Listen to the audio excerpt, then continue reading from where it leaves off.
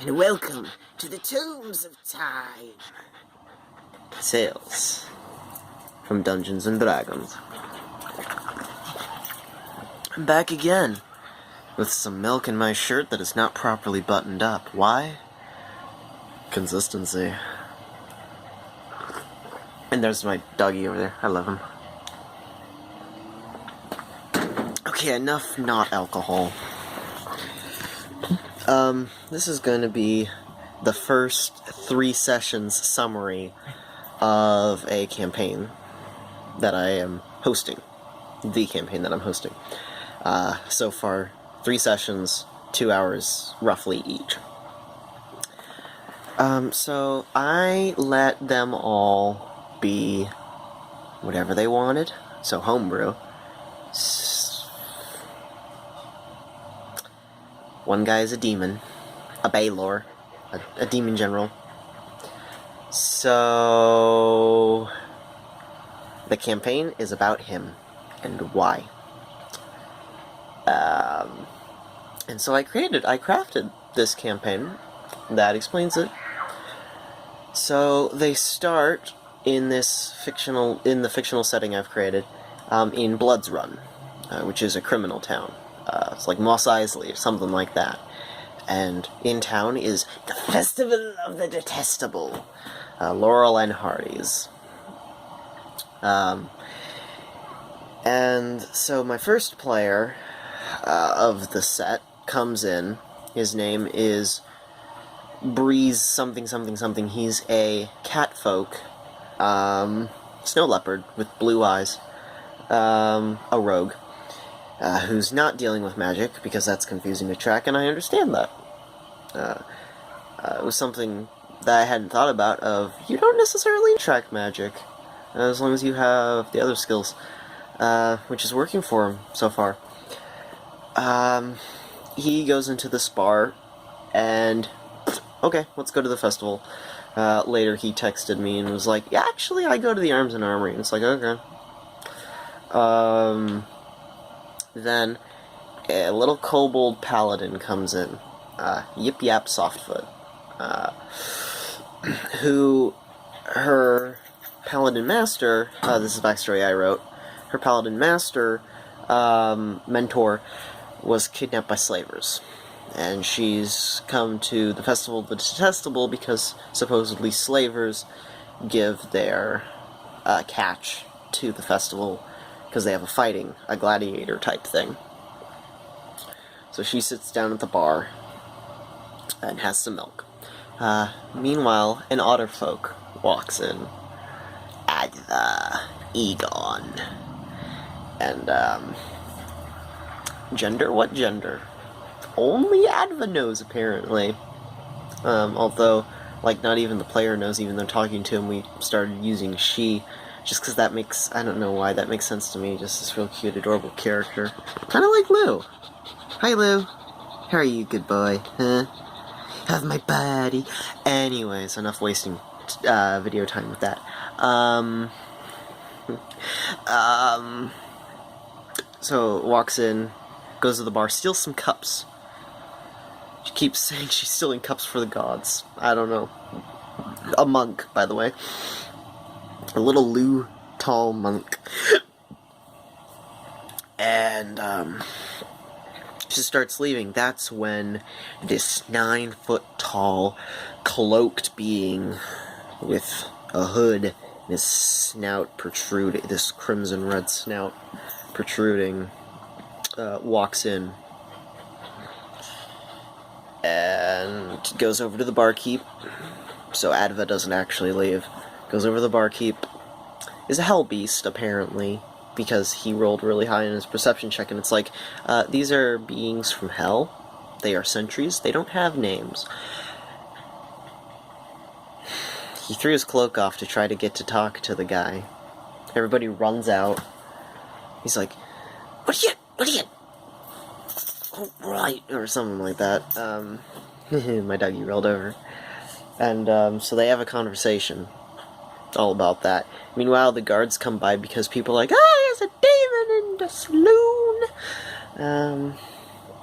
So the guards come, and Adva and Yip Yap convince them that it's a pet lizard. Well, the main guard doesn't really understand, but he's like, "Don't cause trouble, and there'll be no trouble." And walks off. And that's that encounter. And so they all get a room.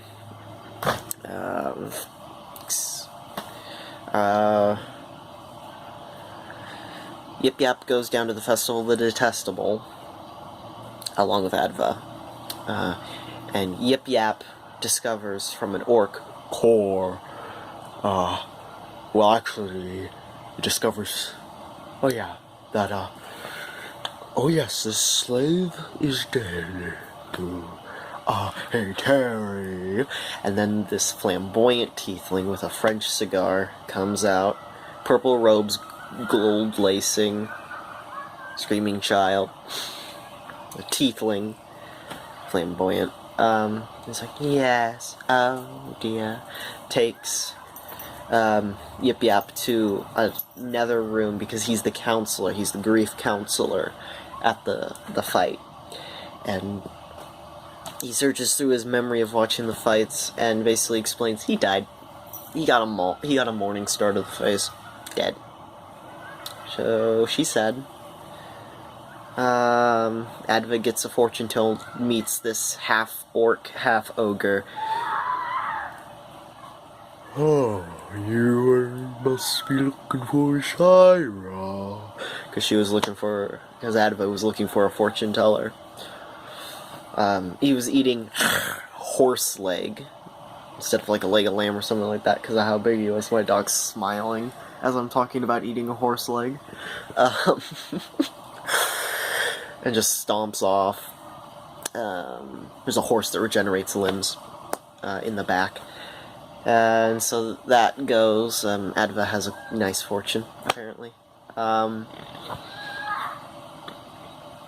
So Yip Yap discovers that there's a hobo in town who can help her find the slavers to exact revenge. Which is odd for a paladin, but okay. We're all new, fairly newbie players, especially me as the DM. And they go back, and she goes and looks for him over by the livery, finds Shudaj Toyeska, which I found out should actually be Toyeski, because it's Judas Iscariot. Backwards! She doesn't know that, just knows he's a drunkard, pervy-ish creep hobo. And they take him back to the tavern. And it's at that point they decide, as they're going back, that they encounter a mysterious cultic kind of hit team group. There's a guy who's a seer with a sensor or whatever those are called. That's like, there they are! Kill them! As he rushes behind them and they fight. And at that point, Breeze in the armory, who's just gotten some leather-studded armor, comes out and is like, oh, there's a fight going on. He has a much better voice. He has a Johnny Depp voice, actually, and it sounds like Johnny Depp. And so he rushes out and they fight. And so Demon Zoran bites off the head of a guy, spits it at another guy, knocks him out. Breeze stabs the seer, and the stabbing causes bleeding, and literally in just between, basically when it was the seer's turn to do something,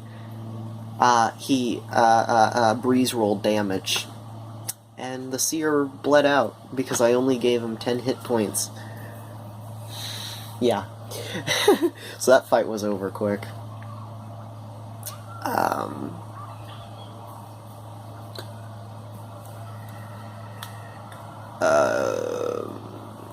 Yeah. Trying to think. And after that, that's not where it ended. they go to... Well, Breeze and Zoran go to the armory and get a glaive, because Zoran wants to enter in the competition. So he does. And Adva and Sudaj go back to the tavern. And Zoran fights for a few rounds and then gets... I describe it as it cleaves through his chest. He feels it skitter across his spine.